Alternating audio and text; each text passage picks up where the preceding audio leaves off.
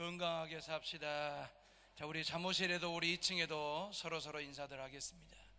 다시 한번 인사합니다. 사랑하고 축복합니다. 자, 오늘은 가정 시리즈 설교 4번째 건강에 대한 설교를 하겠습니다.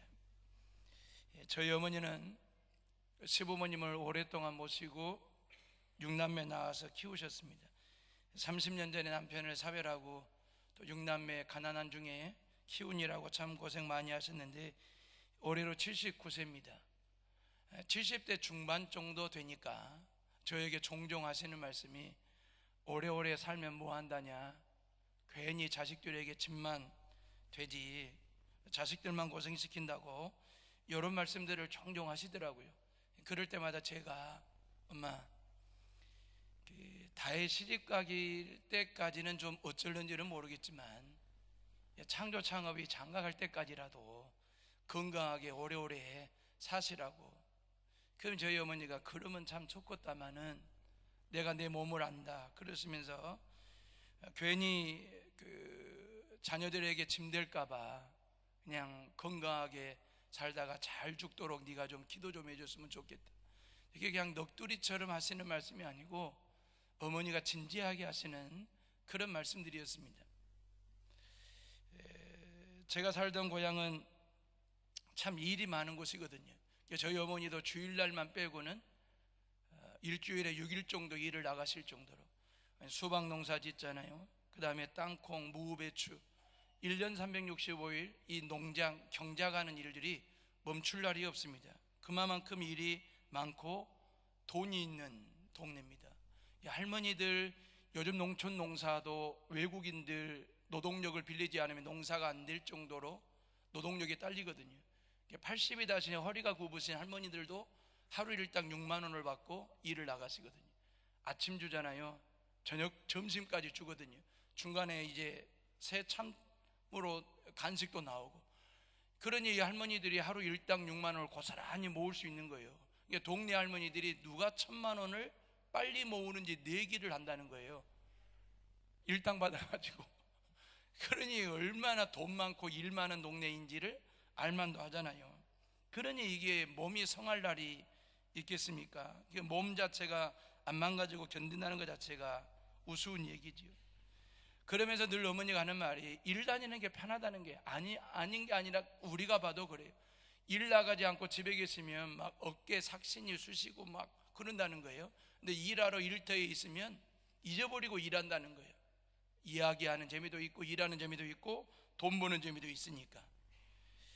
그렇게 오래오래 살면 뭐 한다냐, 자식들에게 짐만 되지, 이렇게 말씀하시던 어머니가 작년부터 말이 바뀌었어요.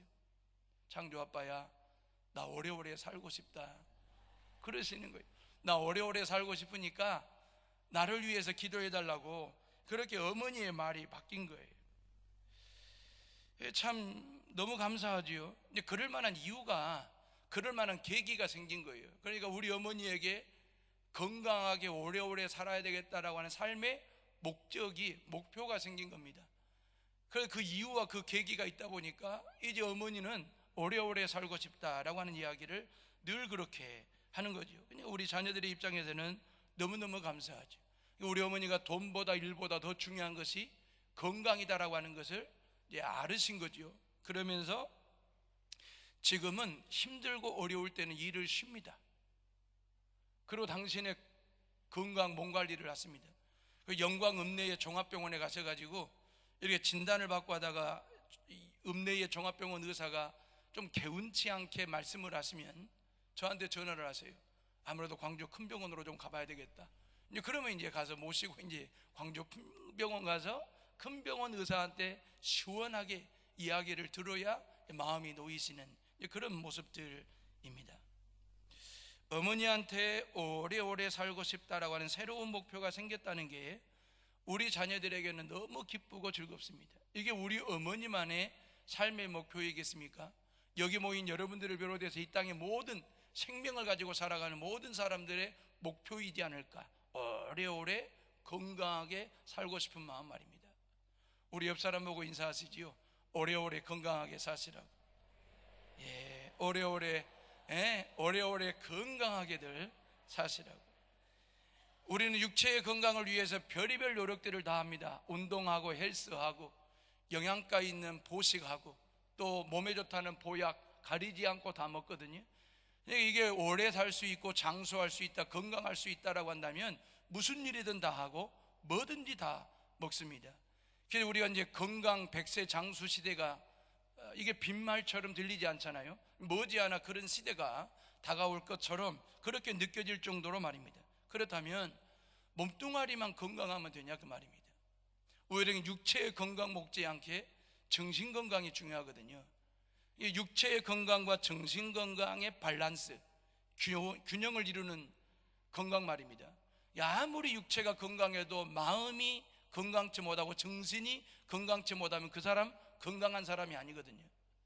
육체가 건강치 못한데 정신과 마음이 건강하다? 그것도 언밸런스잖아요. 건강한 사람이라고 말할 수는 없지요. 그러니까 육체도 건강하고 정신도 건강한 것이 너무너무 중요하죠. 정신 건강이 얼마나 중요한지는 의학계에서는 이런 말씀들을 하시거든요. 아무리 내가 운동을 하고 보식을 하고 보약을 먹고 해도 이게 육체적 건강 관리는 25%밖에 안 된다는 거예요. 아무리 운동을 하고 좋은 음식을 먹어도 우리의 건강의 65%가 운동이나 보약이나 음식이 책임을 져준다는 거예요. 나머지 75%는 정신 건강이 75%를 커버한다는 거죠. 그만큼 마음이 건강하고 정신이 건강한다라고 하는 것이 너무너무 중요하다라고 하는 얘기죠.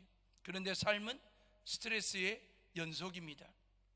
위기와 갈등, 그리고 이런저런 어떤 긴장과 충돌, 이런 일들이 저와 여러분들의 삶 가운데 얼마나 많이들 생기는지, 스트레스가 또 하나의 스트레스가 되어버릴 정도로 말이에요.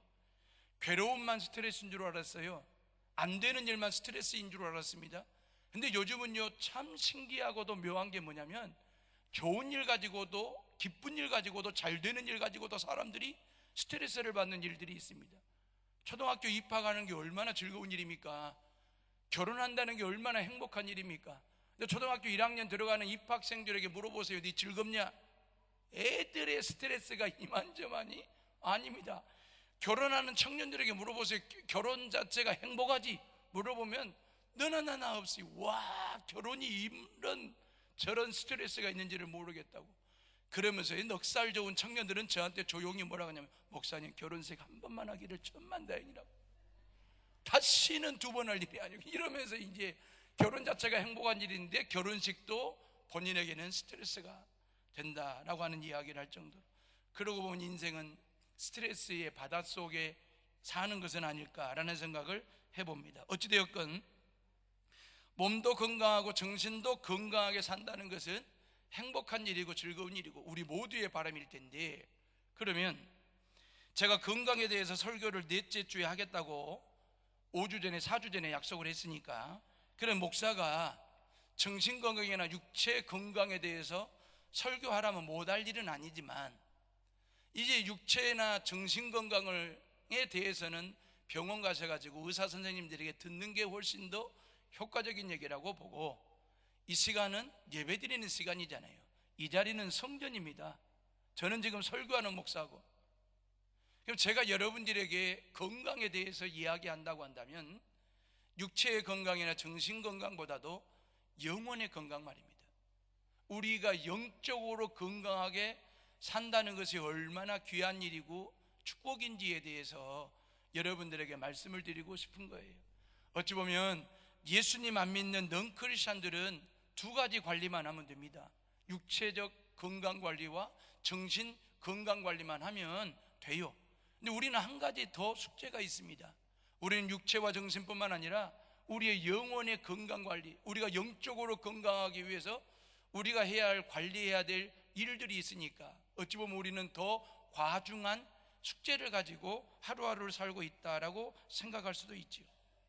이 시간 저와 여러분들이 내 영혼의 건강 상태가 지금 어떤지, 내 영혼이 건강한지 건강치 못한지 이 시간 십자가를 청진기 삼아 여러분들 스스로가 자가진단 한번 해보시고, 하나님의 말씀 성경을 펼쳐놓고 여러분들이 이 시간 처방전을 받는, 여러분들의 영혼 건강 상태를 처방하는 그런 시간이 될 수 있기를 주님의 이름으로 부탁을 드립니다. 자, 그러면 16절 말씀 봐보세요. 다 같이 16절 한번 읽어봅니다. 시작. 그의 영광의 풍성함을 따라 그의 성령으로 말미암아 너희 속사람을 능력으로 강건하게 하시며 그랬어요. 여러분, 이 사도 바울은 에베소 교회 교인들에게 로마 감옥 안에서 옥중서신을 띄우면서 에베소 교회 교인들 모두의 속사람이 성령으로 말미암아 능력으로 강건하기를, 이 기도를 지금 하고 있거든요. 우리에게는 두 가지의 사람이 있다는 거죠. 겉사람과 속사람 말입니다. 조금 전에도 말씀드렸지만 우리가 겉사람의 건강을 위해서 운동 헬스도 하고요, 보식도 하고 보약도 먹고 말이에요. 그래서 나름대로 육체의 건강을 위해서 나름대로 힘쓰고 애쓰고 나름대로 시간도 물질까지 투자를 한다고요. 그거 자체가 아깝지도 않고. 근데 우리의 속사람 말입니다. 우리의 속사람의 건강을 위해서 힘을 투자하고 땀을 투자하고 시간을 투자하고 돈을 투자하는 것에 대해서는 사람마다 인색합니다. 별로 신경 쓰지도 않고, 겉사람의 건강과 겉사람의 든든함을 위해서, 튼튼함을 위해서는 이것저것 아끼지 않는다고요. 뭐든지 다 하고 뭐든지 다 먹는다고요. 근데 속사람의 건강을 위해서는 뭐 이거리에 시간이 아깝고 물질이 아까운지 말입니다. 어찌 보면 다들 겉사람은 건강하고 건장해요. 튼튼하게 보이고 든든하게 보입니다. 근데 속사람이 진짜 건강하냐 그 말이에요. 속이 비어있거나 속이 썩어 있거나 속이 텅 비어 있으면 속사람이 건강한 게 아니잖아요. 그럼 겉사람 건강해가지고 뭐 하겠다는 건데요. 제가 작년에 베트남하고 캄보디아 선교지를 다녀왔거든요. 베트남하고 캄보디아 지역에 얼마나 아름들이 크고도 두껍고도 큰 나무들이 많습니까? 그런데 선교지를 다니면서 이렇게 큰 나무 하나가 이렇게 쓰러져 있더라고요. 그 나무뿐만 아니라 몇 그루가 쓰러져 있어요. 제가 볼 때 이렇게 누워있는 것 재보니까 한 100m 정도는 될 것 같고, 그 두께는 뭐 이루말로 다 할 수 없는 그 큰 나무가 쓰러져 있는 거예요. 선교사님이 물었습니다. 어쩌다고 이렇게 큰 나무가 쓰러져 있는지. 그래도 이유가 있답니다. 흰 개미떼가 그 나무 속에 들어가서 나무 속을 다 파먹는다는 거예요. 흰 개미떼의 공격을 받아가지고 그 큰 나무의 속이 텅 빈 겁니다. 썩은 겁니다. 썩으니까 넘어가고 쓰러지더라는 거예요.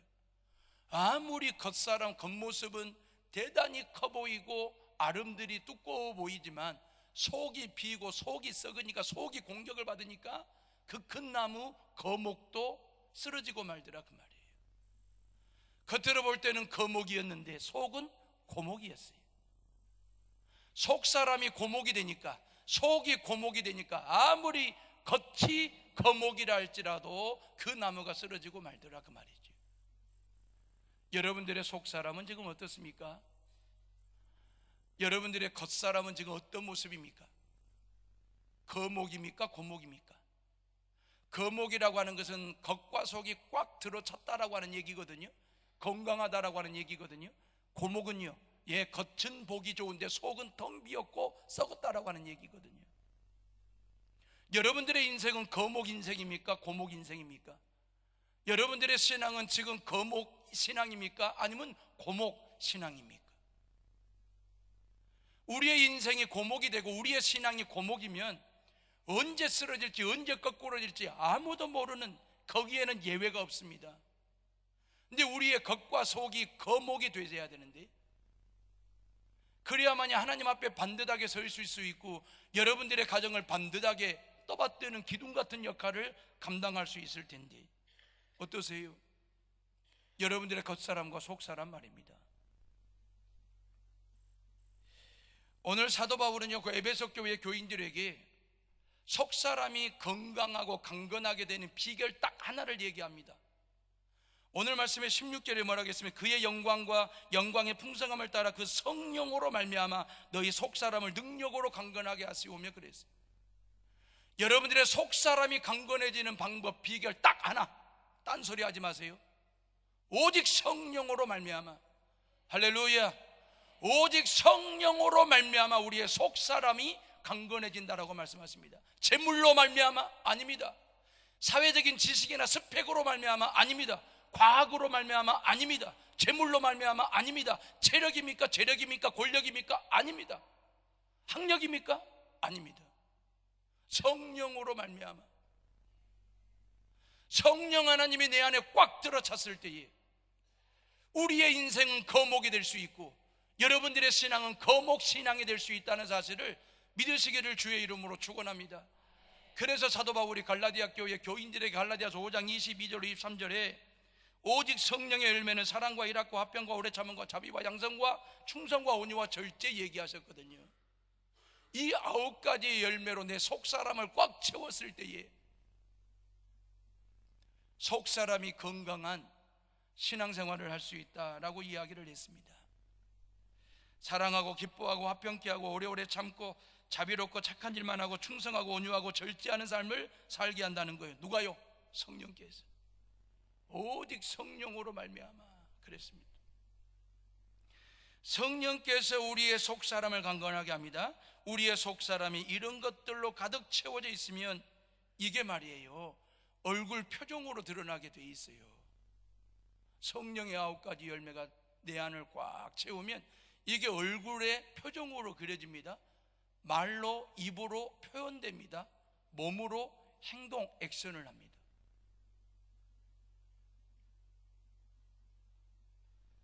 제가 지난 수요일날 저녁에 했던, 엊그저께 수요일날 저녁에 했던 설교를 재인용하겠습니다.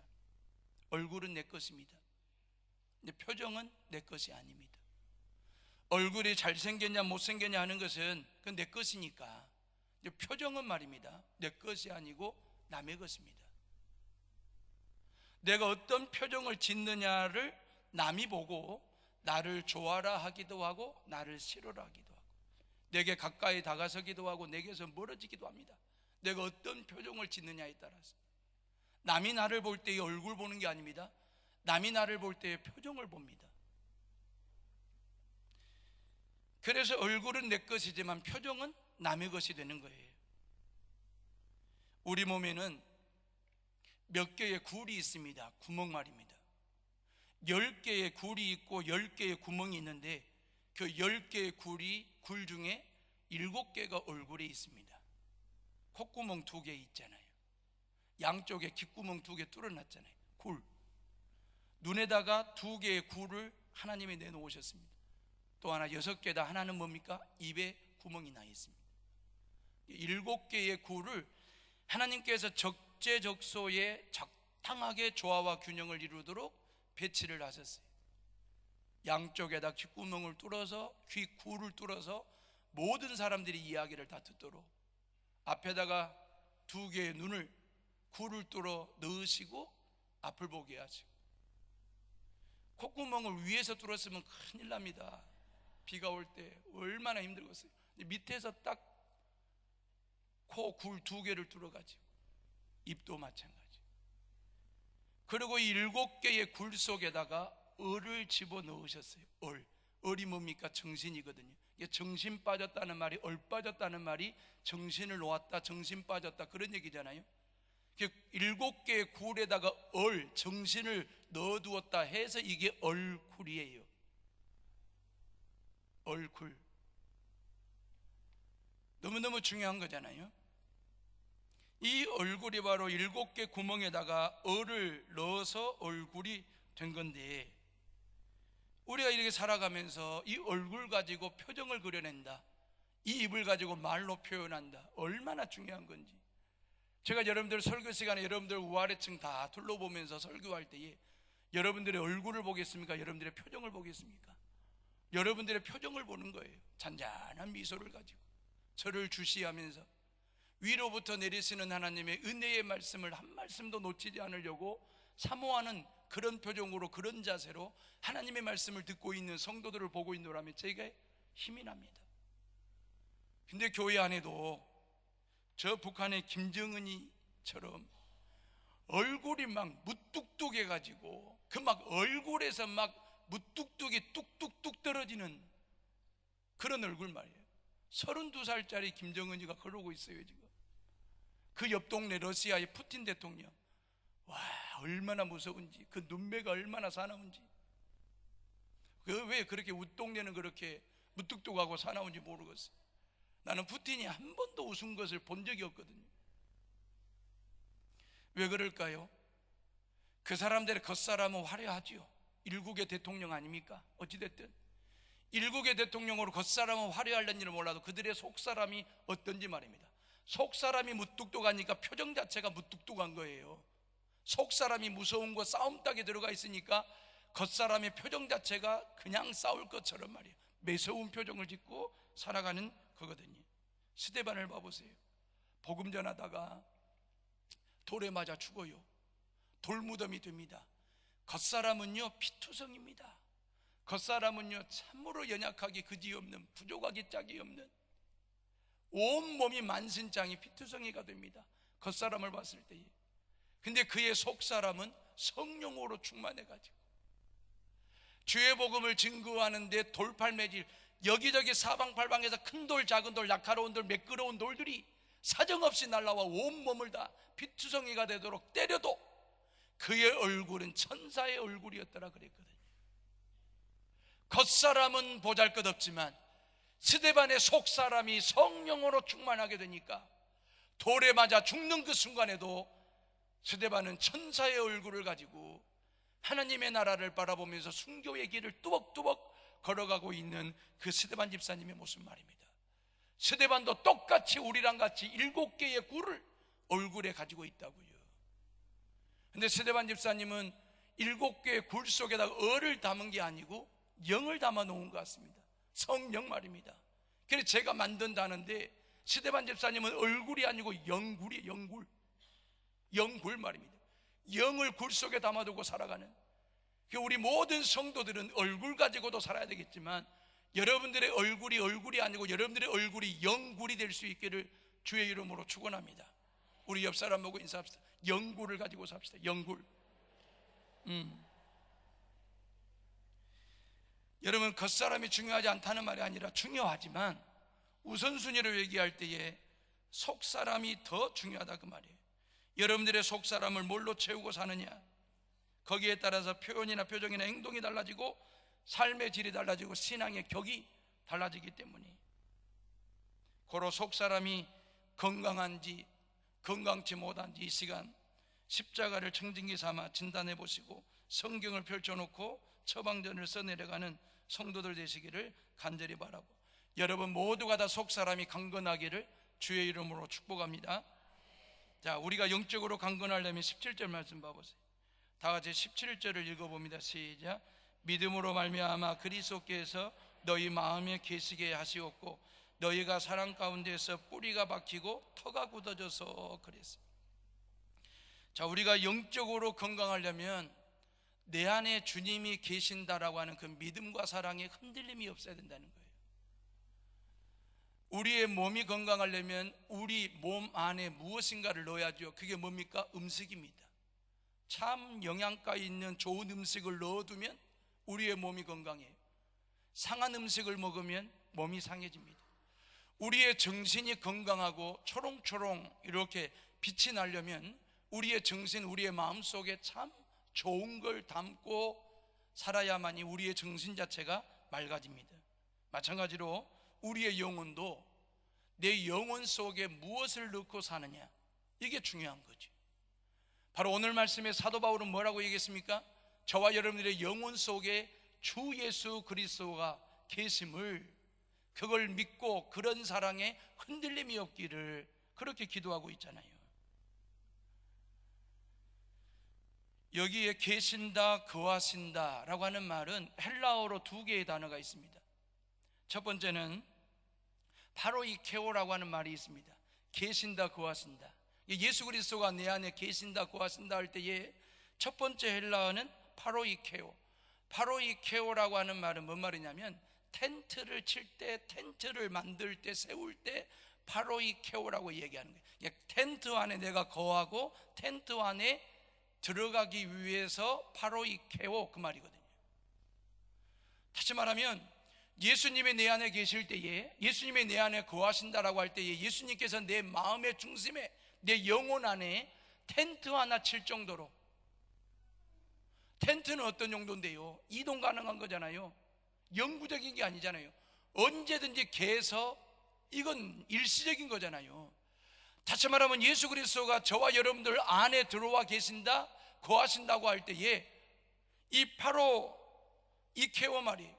텐트 하나 쳐놓고 잠깐 있다가 떠나갈, 아니면 그 예수 그리스도를 우리가 텐트 하나 쳐놓고 천막 하나 쳐놓고 예수님이 들어와도 되고 안 들어와도 되는 그 정도의 바로 이 케어 말입니다.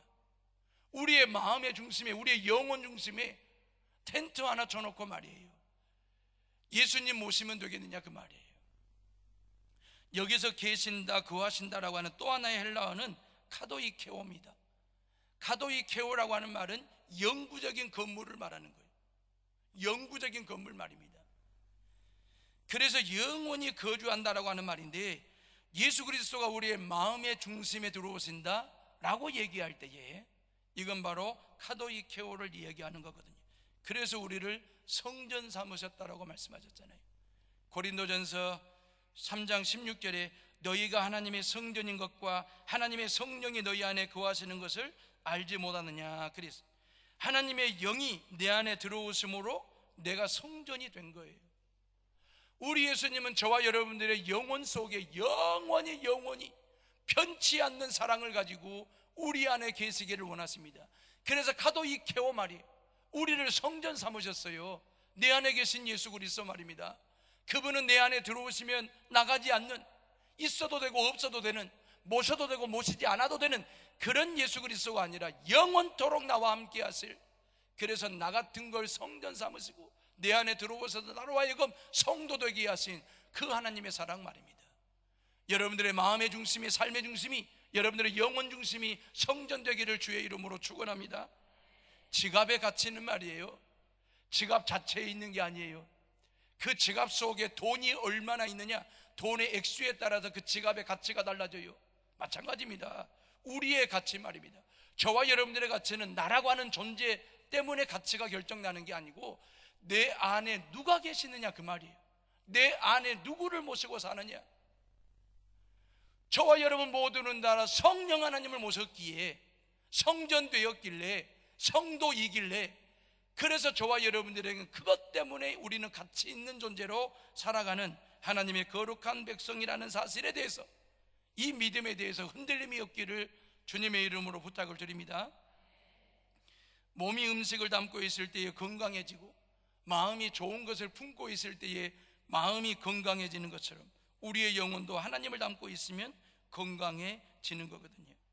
여러분, 예수님을 사랑방 손님 정도로 믿고 사랑하고 모시고 살면 속 사람이 건강치 못합니다. 예수님을 나그네 정도로만 믿고 사랑하고 모시면 영적으로 불안합니다. 예수님을 내 마음의 사글세빵 입주자처럼 모시고 믿고 사랑하면 영혼에 참된 평화가 없습니다. 예수 그리스도 그분만이 답이 되시고, 예수 그리스도 그분만이 길이 되시고 복이 되시고 덕이 되시고 주가 되신다는 사실을 믿으시고, 그래야만이 믿음의 뿌리가, 사랑의 뿌리가 깊이 박히는 거고, 믿음과 사랑의 터가 사방팔방으로 쫙쫙 뻗어나가면서 견고한 삶을 살아갈 수 있고 견고한 신앙으로 세워져 갈 수 있다라고 하는 거예요. 이래야만이 어떤 환난이나 고난이나 고통이 와도 흔들리지 않는 믿음을 가지고 살아갈 수 있다라고 하는 거죠.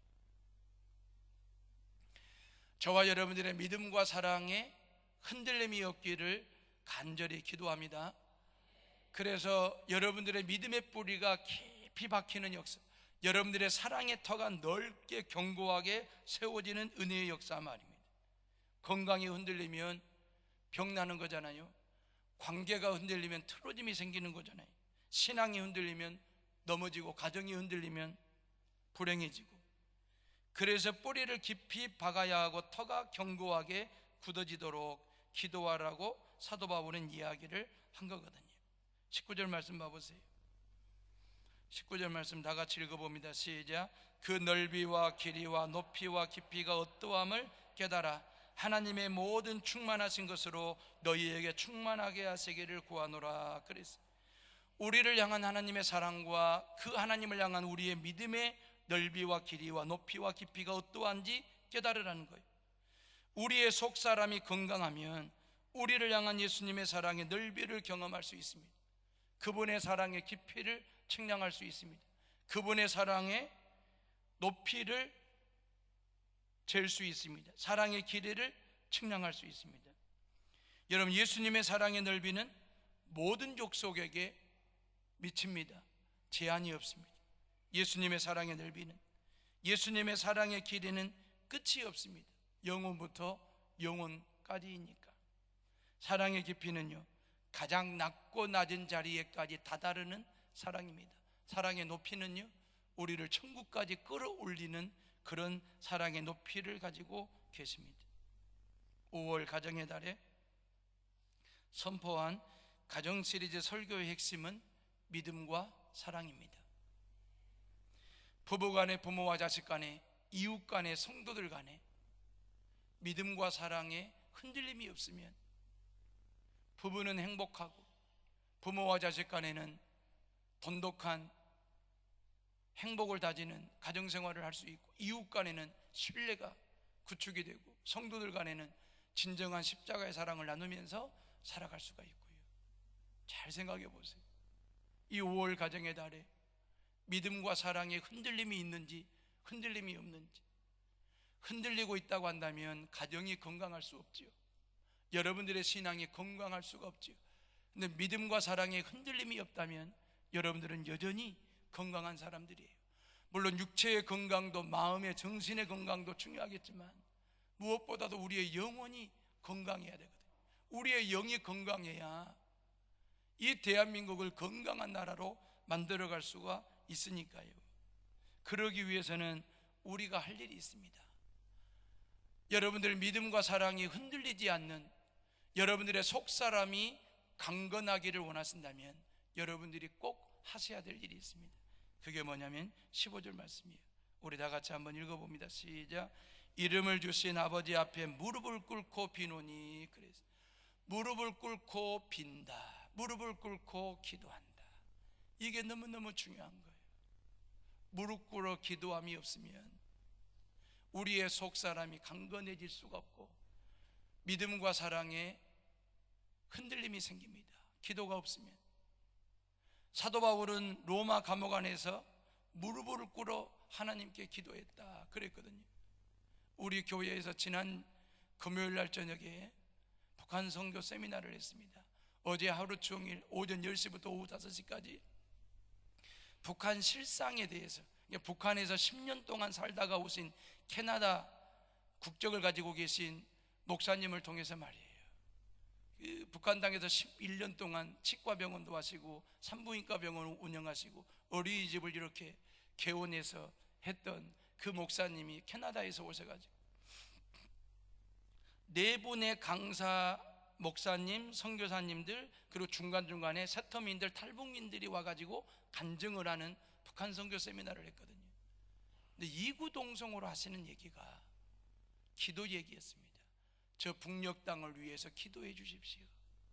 저 북녘 땅을 누르고 있고 잡고 있는 주체사상은 세계 10번째 신이라고 할 정도로 신격화되어 있는, 종교화되어 있는 북한 체제를 다스리고 있는 통치 수단이지만 지배 이념입니다. 주체사상이 회파되고 주체사상이 허물어지고 주체사상이 소멸되게 해달라고 네 분의 강사분들이 구구동성으로 탈북자들이 간절하게 부탁했던 것들이 뭐였냐면 기도였습니다. 기도, 무릎 꿇어 기도. 우리가 육체적으로 무릎 꿇어 기도는 못한다 할지라도 마음의 무릎을 꿇는 기도, 이게 얼마나 우리의 일상생활 속에서 중요합니까? 물론 여러분들이 안방에서나 집에서나 성전에서나 무릎 꿇을 수 있는 자리고 무릎 꿇을 수 있는 상황이라고 한다면 하나님 앞에 무릎 꿇어 기도하는 것도 중요하겠지만, 그리하지 못한다면 삶의 현장에서 마음의 무릎을 꿇고 하나님의 도우심을 구하는 기도 말이에요. 가슴 절절하게 이 나라와 이 민족을 위해서, 여러분들의 자녀들을 위해서, 가정의 행복을 위해서, 여러분들의 속사람의 건강을 위해서 믿음과 사랑에 흔들림이 없도록 하나님 앞에. 예수님 당시 유대인들의 기도하는 자세는 말이에요, 양손을 벌렸습니다. 하늘을 향하여 양손을 벌리고 서서 기도했어요. 근데 지금 사도 바울은 무릎을 꿇고 로마 감옥 안에서 하나님 앞에 기도했다고 그랬잖아요. 물론 기도의 자세나 기도의 방법이 중요한 게 아니고 기도한다는 자체가 중요한 거죠. 기도한다는 자체가. 기도를 어렵게 생각하지 마세요. 하나님께 말 거는 거예요. 너무너무 쉬운 거예요. 일상생활 속에서 마음에 무릎을 꿇고 하나님께 말을 걸으세요. 버스를 타고 하든 차량 운전을 하든 무슨 일을 하든 힘들 때 어려울 때마다 하나님 앞에 무릎을 꿇는 심정으로 하나님 앞에 항복을 선언하는 거죠. 기도라고 하는 것은 내가 원하는 바를 얻는 게 아닙니다. 내가 원하는 것을 하나님 앞에 읍소하듯이 하나님 앞에 푸시해가지고 내가 원하는 바를 얻기 위한 게 아니라 하나님의 처분을 기다리는 게 기도예요. 피조물인 존재에 창조주 하나님 앞에 뭘 구하고 뭘 읍소해가지고 얻기를 바라겠습니까? 하나님께서 우리에게 주신 게 너무너무 많은데 뭘 더 바랄 게 있겠습니까? 오로지 하나님의 처분만을 기다리면서 마음으로 무릎을 꿇어 하나님 앞에 항복하는 심정으로, 하나님이 내 생명 지키지 아니하시면, 하나님께서 내 건강 지키지 아니하시면, 하나님께서 우리 가정 지키지 아니하시면, 하나님께서 내 자녀들 책임지지 아니하시면